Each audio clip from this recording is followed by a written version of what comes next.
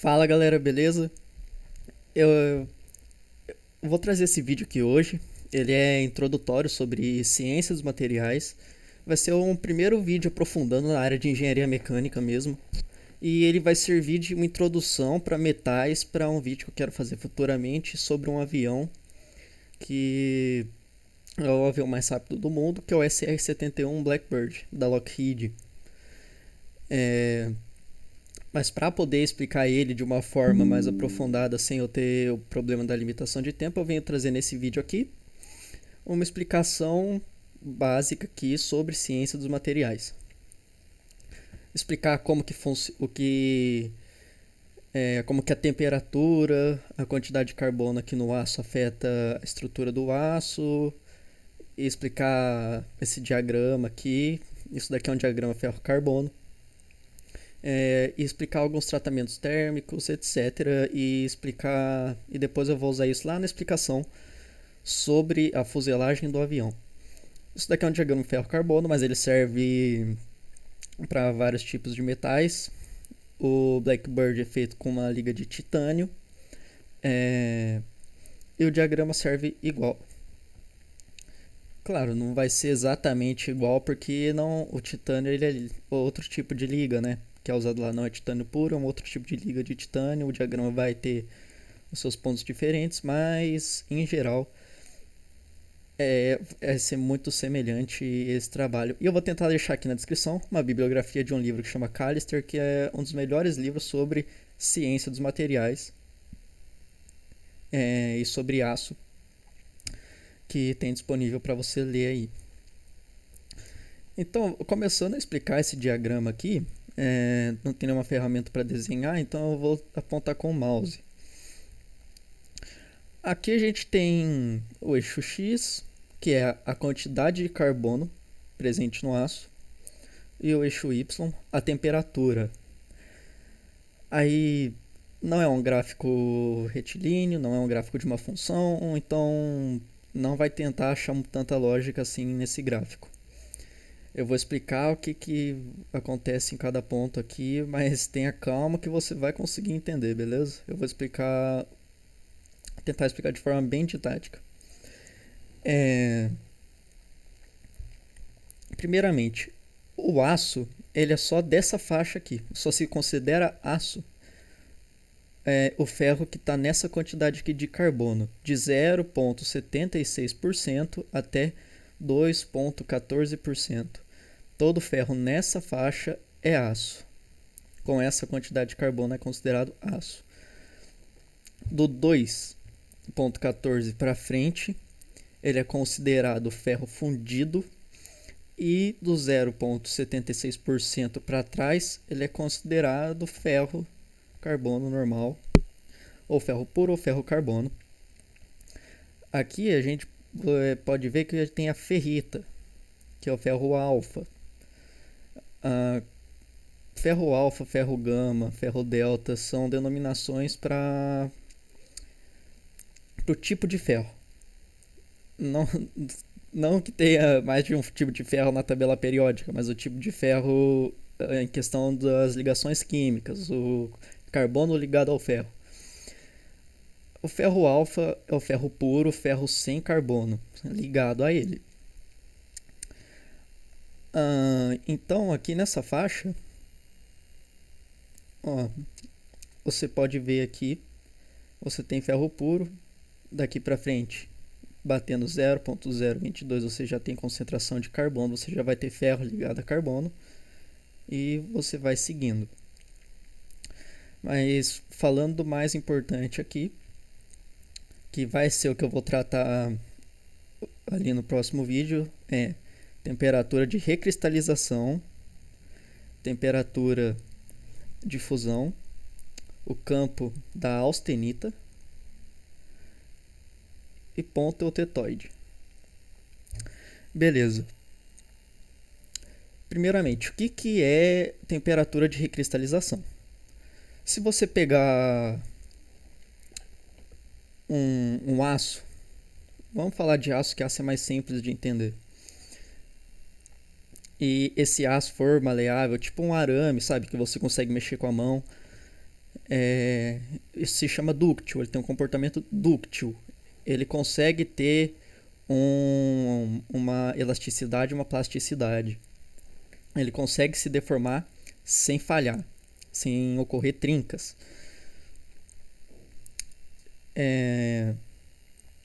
Se você pega um metal dúctil desse, um metal que tem esse tipo de comportamento, e você espreme ele, ou você tem uma força de contração em cima dele, ele vai encruar.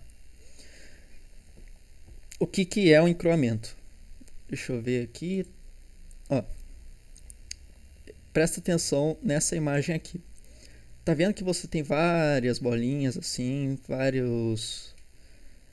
como se fossem vários grãos de areia bem espremidos? Isso daí é um aço encruado.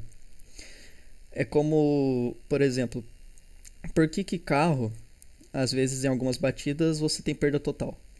Porque o chassi dele é feito de um aço dúctil.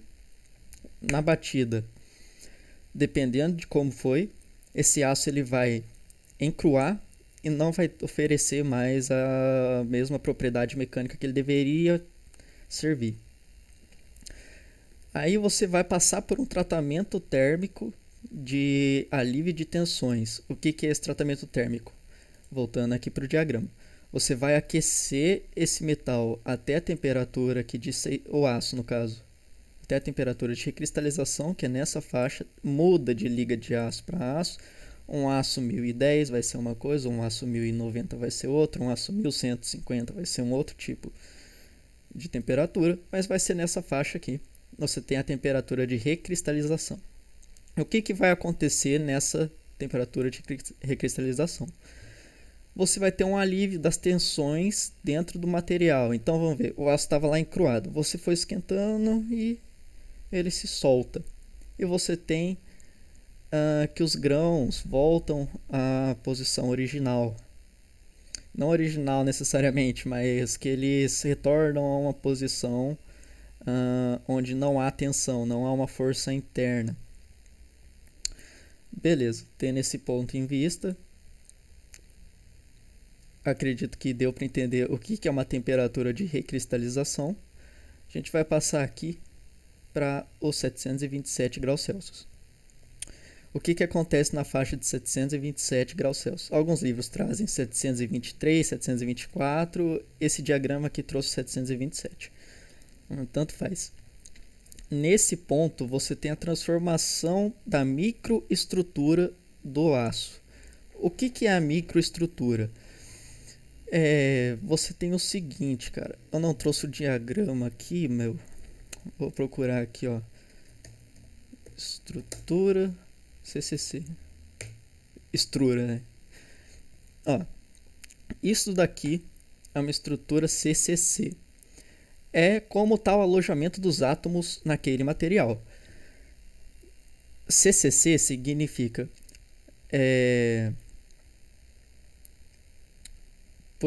me fugiu da cúbica de corpo centrado. Estrutura cúbica de corpo centrado. Isso quer dizer que você tem os átomos. Aqui você pode ver que você tem um quarto, né? Um oitavo na realidade de esfera. Então você teria um átomo de ferro aqui, um átomo de ferro aqui, ali atrás, e aí, no meio deles você tem um outro átomo de ferro. Aqui você tem uma estrutura do tipo CCC. Quando você atinge aqui essa temperatura de 727 graus Celsius, você passa a ter uma estrutura CFC, que é estrutura de face centrada, corpo de face centrada. Você já muda o tipo de estrutura, você já vai passar para essa daqui. Perdão, essa do meio aqui, onde a face dos átomos está voltada para dentro da estrutura. Você não tem um átomo central, você tem faces do átomo voltados para dentro. E o que isso muda, cara? A microestrutura do material afeta muito o comportamento mecânico dele. tanto em questões de dureza, tenacidade, fluência. Eu vou explicar o que são essas características do material, se ele é frágil, se ele é dúctil, a ductilidade dele, o quanto ele suporta de tensão, deslocamento, etc. Várias coisas.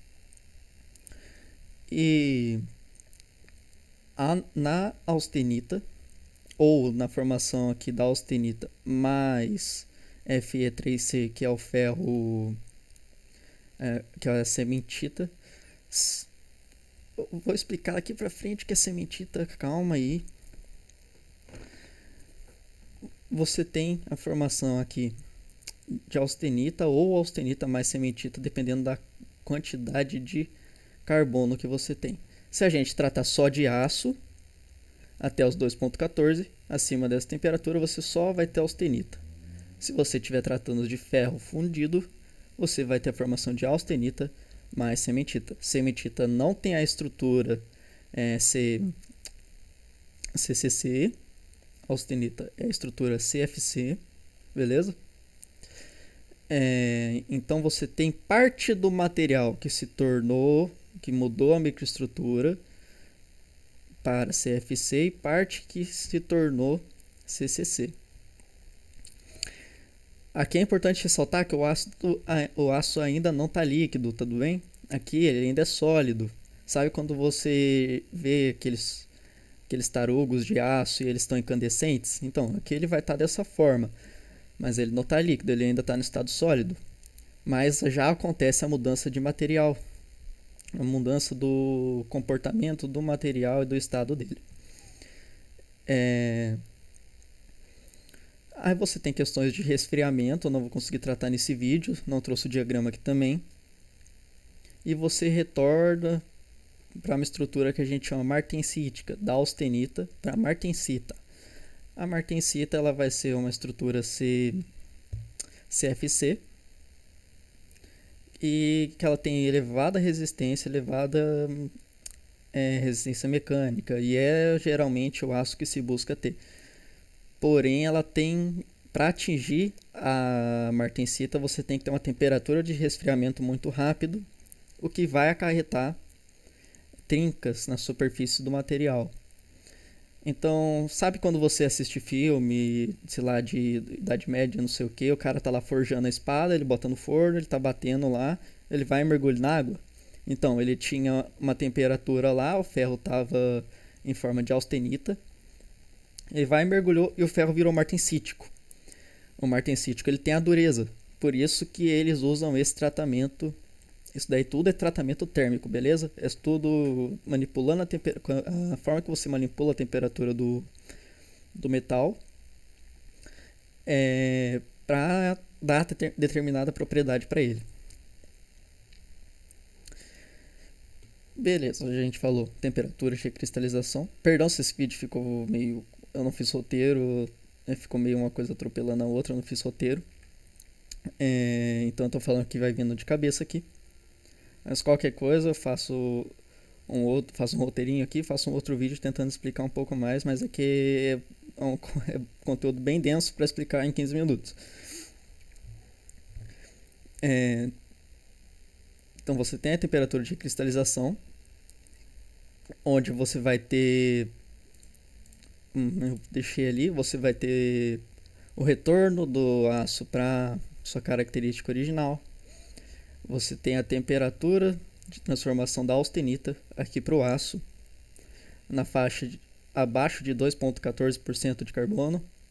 E você tem a transformação da estrutura do aço, onde você tem a diferenciação da microestrutura do material e alteração nas propriedades do material. Guarda isso que é importante para o vídeo que eu vou fazer sobre o avião. E isso é a introdução sobre a ciência dos materiais.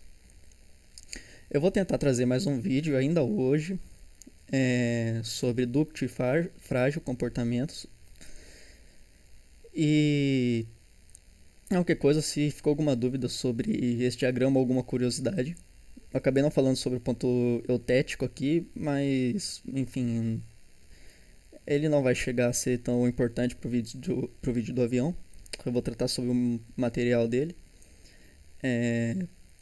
Mas é isso. Muito obrigado você que acompanhou até aqui. Muito obrigado por você que está ajudando no canal. Até a próxima e falou!